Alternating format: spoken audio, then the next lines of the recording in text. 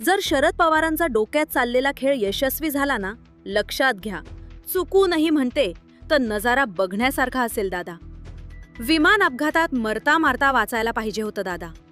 तुम्ही वस्तादाचा हुक्कमासह एका होता डावातील एकमेव पॉवरफुल वजीर होतात उभ्या आयुष्यात, ज्याचं राजकीय गणित कोणाला समजलं नाही तर त्या पटेल तटकरेला काय समजणार. वस्तादाच राजकारण. पंकजा मुंडे आणि सुनेत्रा पवार यांच्यात एक गोष्ट सेम आहे. पंकजा मुंडेंना मंत्रिपद भेटल्यावर त्या वडिलांच्या मृत्यूची चौकशी करण्यास विसरून गेल्या. तसंच सुनेत्रा पवारांना उपमुख्यमंत्रीपद भेटल्यावर त्या अजितदादांच्या मृत्यूची चौकशी, लांबच साधा FIR सुद्धा होऊ देत नाहीये. पण राजकारणातून बाजूला तुम्हाला पटत का हो पवार साहेब? राजकारणातून दूर जातील पवार साहेबांनी किती सड उत्तर पाहिले. अहो 55 आमदारांपैकी 50 आमदार निघून गेले, 5 आमदार राहिले, तरी देखील तितक्याच तडफेने पवार साहेब मैदानात उतरले. आजही तुम्ही पाहत आहात, महाराष्ट्रात ते अत्यंत आक्रमक भूमिकेत आपलं मत ठामपणे मांडताना दिसत आहेत. अजित पवारांच्या मृत्यू प्रकरणातील सत्य बाहेर येऊ नये यासाठी काही जण रोहित पवारांना राहुल गांधी बनवण्याचा प्रयत्न करत आहेत, असा आरोप केला जातोय. राहुल गांधींना पप्पू म्हणणाऱ्यांना अलीकडेच कदाचित जाणवलं असेल, जर राहुल गांधी पप्पू ठरले तर अंधभक्तांचे पप्पाच खरे पप्पू ठरतात. मंडळी, 2014 साली देखील अशीच एक धक्कादायक घटना घडली होती. 3 जून 2014 रोजी दिल्लीमध्ये गोपीनाथ मुंडे यांचा अपघाती मृत्यू झाल्याचं अधिकृतपणे सांगण्यात आलं. पण प्रश्न आजही कायम आहे, तो खरोखर अपघात होता की काहीतरी वेगळं? संशयाची सुई अजूनही पूर्णपणे थांबलेली नाही. काहींनी तर तो मृत्यू घडवून आणला गेला होता का, असा थेट सवाल उपस्थित केला. त्यांच्या अंत्यविधीच्या दिवशी परळीत मोठा गोंधळ उडाला होता. भावनांचा उद्रेक झाला होता. समर्थक संतप्त झाले होते. मग प्रश्न असा उभा राहतो, त्या घटनेत खरी हानी कुणाची झाली? फक्त एका कुटुंबाची की संपूर्ण महाराष्ट्राची? त्यानंतर अनेक दिवस महाराष्ट्रातील एक मोठा नेता, त्या नेत्याला बीड जिल्ह्यात येण्यासाठी मज्जाव केला जात होता. अनेक वर्ष शिवाय त्यानंतर तुम्हाला ठाऊक असेल, अगदी तात्काळ गोपीनाथ मुंडेंच्या दोन्ही मुली, एक पंकजा मुंडे आणि त्यांची धाकटी बहीण प्रीतम मुंडे यांना सत्तेत घेतल्यामुळे त्यांनीही आपल्या बापाच्या घातपाताची चौकशी पुढे लावून धरली. नाही, घातपाताच्या शंकेवरून झालेल्या मृत्यूपेक्षा या दोन्ही बहिणींना सत्ता महत्वाची वाटली असावी, असाच एकंदरीत महाराष्ट्रात सूर होता. एखादा नेता लोकनेता होण्यापर्यंतचा प्रवास हा काही साधासुधा प्रवास नसतो. एक यशस्वी नेता होण्यासाठी अनेक वर्ष खस्ता खावे लागतात. जेव्हा अशा मोठ्या व्यक्ती अचानक आपल्यातून निघून जातात, तेव्हा नुकसान फक्त त्या कुटुंबापुरतं मर्यादित राहत नाही. खरं नुकसान होतं ते जनतेचं. कारण अशा नेत्यांना घडवण्यात जनतेचा सिंहाचा वाटा असतो. त्यांच्या संघर्षाला, त्यांच्या उभारीला, त्यांच्या विजयाला लोकांनीच साथ दिलेली असते. म्हणूनच जेव्हा अशा घटनेत संशय निर्माण होतो, तेव्हा तो फक्त कुटुंबापुरता राहत नाही, तो संपूर्ण समाजाच्या मनात घर करतो. गोपीनाथ मुंडे यांच्या प्रकरणात अनेकांच्या मनात प्रश्न निर्माण झाले, पण त्या प्रकरणाचा फारसा पाठपुरावा झाला नाही असं बोललं जातं. पण एक गोष्ट लक्षात घ्या, अजितदादांच्या बाबतीत परिस्थिती वेगळी आहे. कारण रोहित पवार हे केवळ त्यांचे पुतणे नाहीत, तर एक तडफदार आणि स्पष्ट वक्ते तरुण नेते म्हणून उदयाला आले आहेत. ते शरद पवार यांचे नातू, ज्यांनी गेली अनेक दशके महाराष्ट्राच्या राजकारणात भल्या भल्यांना राजकीय धडा शिकवला. खरं ते खरं आणि खोटं ते खोटं ही भूमिका घेणं हा रोहित पवारांचा स्वभावच आहे. म्हणूनच अजितदादांच्या मृत्यूबाबत जे काही संशय उपस्थित केले जात आहेत, त्या संदर्भात सखोल आणि निष्पक्ष चौकशी व्हावी, यासाठी त्यांनी मुद्दाम पाठपुरावा सुरू केला आहे. आता पाहायचं एवढंच, या प्रकरणाचं सत्य नेमकं कुठपर्यंत बाहेर येतं आणि कोणकोणत्या गोष्टी उलगडतात. रोहित पवार आणि मुंडे कन्या यांच्या जमीन आसमानचा फरक आहे. मंडळी, पंकजा मुंडेंनी वडिलांच्या मृत्यूला किती महत्त्व दिलं हे त्यांचं ते जाणे. कदाचित वडिलांच्या निधनापेक्षा त्यांना सत्ता महत्त्वाची वाटली असावी, किंवा नेमकं त्यावेळी काय घडलं, त्यांचा काही राजकीय नाईलाज होता का, ही देखील शंका नाकारता येऊ शकत नाही. रोहित पवारांनी मात्र तसं केलं नाही. रोहित पवारांनी आपल्या चुलत्याच्या मृत्यूची इत्थंभूत माहिती काढली. आतापर्यंत जवळपास 3 ते 4 पत्रकार परिषदा त्यांनी घेतल्या आणि त्यामुळेच सरकारवर दबाव सुरू झाला आहे. मृत्यू बारामतीतच दादांचा झाला. म्हणजे गावातच मृत्यू झाल्यामुळे रोहित पवारांनी या सर्व गोष्टी फार गांभीर्याने घेतल्या आहेत हे लक्षात अख्ख्या महाराष्ट्रात तुम्हाला ठाऊक आहे.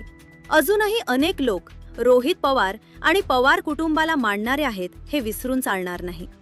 मंडळी, एक गोष्ट लक्षात घ्या, ज्यांना आपण तथाकथित अपघात म्हणतो त्या घटनेत स्वतःचे काका गमावल्याची जाणीव रोहित पवारांना आहे.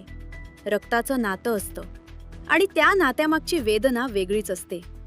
ही फक्त राजकारणाची लढाई नाही, तर भावनिक पातळीवरची ही लढाई आहे. म्हणूनच रोहित पवार यांनी या प्रकरणाची चौकशी अक्षरशः लावून धरलेली आहे. ते सातत्याने प्रश्न विचारत आहेत, पण लक्षात घ्या, त्यांनी एकाही पत्रकार परिषदेत थेट भाजपवर आरोप केलेले नाहीत. मग प्रश्न असा उभा राहतो, जर त्यांनी थेट आरोपच केले नाहीत तर भाजप समर्थक इतके अस्वस्थ का होत आहेत? पहिल्या दिवसापासून त्यांच्या सर्व पत्रकार परिषदांकडे तुम्ही पाहिलं तर लक्षात येईल, त्यांनी मुद्दे, कागदपत्र आणि तथ्य मांडली. भावनिक भाषणं नव्हे, तर सादर केलेले पुरावे. विशेष म्हणजे त्यांनी पीपीटीच्या माध्यमातून काही महत्त्वाचे मुद्दे सार्वजनिक केले. त्यामुळे directorate general of civil aviation DGCA आणि VSR व्हेंचर्स या विमान कंपनीवर प्रश्नचिन्ह उभं राहिलं. मग या संस्थांवर प्रश्न उपस्थित झाले म्हणून काही जण एवढे चिडतात का? त्यांची अडचण ही काहींची वैयक्तिक अडचण का बनते? हाच संशय लोकांच्या मनात आणखी बळावत चाललाय.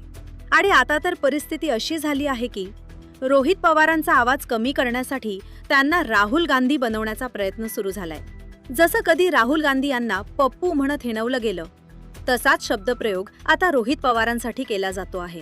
पण प्रश्न टाळून व्यक्तीवर टीका करणं ही राजकीय रणनीती आहे की भीतीचं लक्षण? हा विचार आता जनता करायला लागली आहे. त्याला काय कळते, तो राजकारणात खूप लहान आहे. अशा प्रकारचा प्रचारही भाजप समर्थकांनी हल्ली सुरू केला आहे रोहित पवारांच्या विरोधात.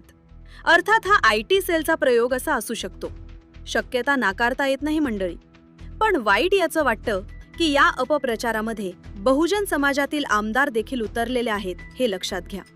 आणि सर्व आमदार RSSचे किंवा भाजपच्या ब्राह्मणी नेतृत्वापुढे स्वार्थासाठी लोटांगण घालणारे आहेत हे लक्षात घ्या. परंतु भविष्यात त्यांना देखील त्यांची जागा तेच लोक दाखवतील हे काळानुरूप आपल्याला कळेलच. आणि हे असं गलिच्छ राजकारण असल्यामुळे येथे महाराष्ट्राला ठाऊ झाले मंडळी. आणि जर का हा घातपातच असेल तर भविष्यात याची पुनरावृत्ती होऊ नये. गोपीनाथ मुंडे गेले, मंडळी अजित पवार गेले. आता पुढे नंबर कोणाचा लागेल या भीतीने अनेक जण वरवर निष्काळजी तुम्हाला वाटत असतील, परंतु आतमधून अनेक नेते घाबरलेले आहेत हे लक्षात घ्या. एकनाथराव शिंदे यांच्या पक्षातील नेत्यांनी VSR कंपनीचे विमान न वापरण्यास जाहीर केलं आहे. यावरून कोण अस्वस्थ झालंय, कोण घाबरलंय हे तुम्हालाही सहज लक्षात आलं असेल. सत्तेविरोधात ठामपणे बोलणारे अनेक आवाज अचानक शांत झालेत. राजकीय वर्तुळात एक प्रकारचं दडपण आणि भीतीचं वातावरण तयार झाल्याची चर्चा आहे. मंडळी, महाराष्ट्राच्या हितासाठी जर एखाद्या प्रकरणाची निष्पक्ष चौकशी व्हावी अशी मागणी केली जात असेल तर त्यात चुकीचं काय आहे? रोहित पवार यांनी आपल्या काकांच्या अपघाताची सखोल चौकशी व्हावी ही भूमिका घेतली आहे. ती केवळ कौटुंबिक वेदनेतून नाही, तर भविष्यात अशा घटना टाळण्यासाठी प्रणाली मजबूत व्हावी या दृष्टीनेही महत्त्वाची ठरू शकते. आता काही जण त्यांना राहुल गांधी बनवण्याचा प्रयत्न करत असतील. जसं कधी राहुल गांधी यांना पप्पू म्हणत राजकीय प्रतिमा घडवण्याचा प्रयत्न झाला. पण व्यक्तीवर शिक्का मारून प्रश्नांची उत्तरं टाळता येत नाहीत. प्रश्न कायम राहतात आणि तेच पुढे मोठे होतात. रोहित पवार थांबतील की नाही हा मुद्दा दुय्यम आहे. मुख्य मुद्दा आहे सत्य बाहेर येणार का? आणि आजच्या जागतिक राजकारणातही आपण पाहतोच आहोत. डोनाल्ड ट्रम्प यांच्या टॅरिफ धोरणांवरून जागतिक स्तरावर किती चर्चा झाली. कोण पप्पू आणि कोण हुशार हे ठरवण्याचा अधिकार शेवटी जनतेकडेच असतो. कारण राजकारणात प्रतिमा बनवल्या जातात, पण विश्वास कमवावा लागतो. ज्या पद्धतीने एखाद्या घराला घरघर लावण्यासाठी कुटुंबातील एखादा सदस्य जबाबदार असतो मंडळी, त्याचप्रमाणे देशाची वाट लावण्यासाठी अनेक बिंडोक अंधभक्त जबाबदार असतील हे लक्षात घ्या.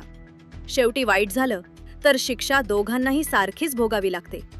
अनेक देशांचा तुम्ही पाहिला आहे. आणि चांगलं घडलं तर आनंद सुद्धा दोघांच्याही वाट्याला सारखाच येत असतो. त्यामुळे रोहित पवारांचे समर्थन करता आलं नाही तर हरकत नाही, परंतु विघ्न संतोषी होऊ नये एवढंच. लोकप्रिय नेते गोपीनाथ मुंडे गेले आणि तसेच रोखठोक रुबाबदार नटे अजितदादा गेले. पुढे नंबर कोणाचा लागेल हे काळच ठरवणार मंडळी. त्यामुळे 4 दिवसाच्या सत्ता सुखाचा खोटा आभास करणाऱ्या अंधभक्तांनी माजल्यागत उभ्याने लघुशंका करू नये. कारण खाऱ्या पाण्याला विजेचा करंट तात्काळ लागतो. त्यामुळे तुमचा उभ्या उभ्याच नाईलाजाने नृत्य करण्याची वेळ तुमच्यावर येऊ नये एवढंच. धन्यवाद.